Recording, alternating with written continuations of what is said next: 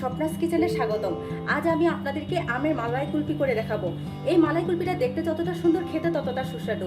তাহলে এর প্রস্তুত প্রণালীতে চলে যাই। প্রথমে আমি মালাইটা রেডি করে নিচ্ছি।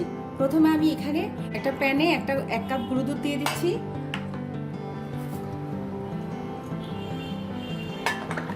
আর 1.5 কাপ পানি দিয়ে দিচ্ছি।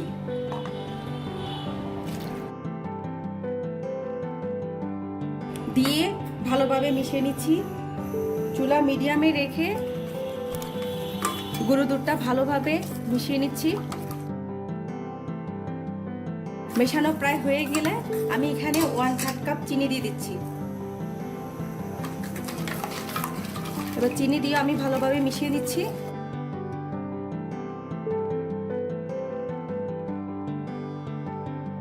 এখানে আমি সামান্য লবণ দিয়ে দিচ্ছি চিনিটাকে ব্যালেন্সে আনার জন্য। এবার আবার ভালোভাবে নেড়ে দিচ্ছি। চুলা মিডিয়াম আঁচে রেখে এখন আমি এই দুধটাকে একটু ঘন করব।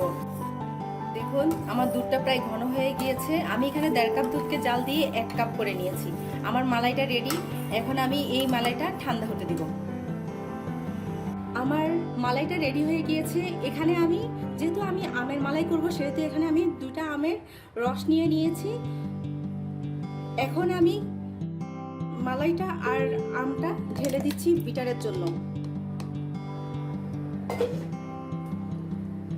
একটা বিটার দিয়ে আমি এটাকে বিট করে নিব।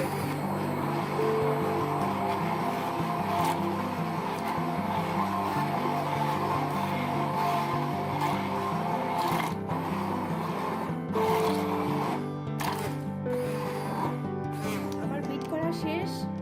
একটা আইসক্রিমের মোল্ড নিয়ে দিয়েছি। আপনাদের কাছে যদি আইসক্রিমের মোল্ড না থাকে তাহলে আপনারা এই ধরনের গ্লাস আইসক্রিম বসাতে পারেন। আমি এখন মোল্ডের ভিতরে কিছু কাজু বাদাম দিয়ে দিচ্ছি।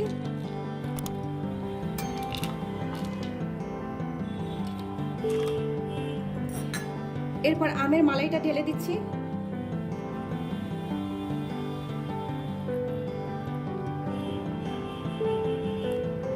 সবগুলো কাপে ঢেলে দিচ্ছি আমের মালাই।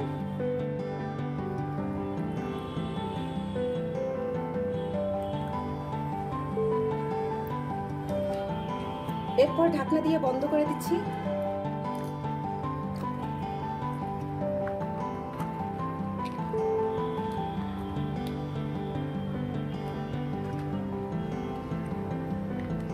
এখন এই আইসক্রিমের মোলটাকে আমি ডিপ ফ্রিজে 14 থেকে 15 ঘন্টা পর্যন্ত রেখে দিব। 14 ঘন্টা পরে আমি ডিপ থেকে আইসক্রিমটা বের করে নিয়েছি।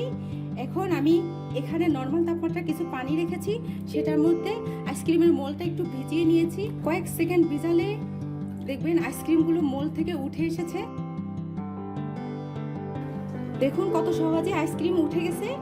আমার আমের মালাই কুলফিটা রেডি। এখন আমি সবগুলো মালাই কুলফিটা উঠিয়ে আপনাদেরকে পরিবেশন করে দেখাবো। আমার আমের মালাই কুলফির রেসিপি যদি আপনাদের ভালো লেগে থাকে তাহলে অবশ্যই আমার চ্যানেলটিকে সাবস্ক্রাইব করবেন। আজ তাহলে এই পর্যন্ত। আল্লাহ হাফেজ।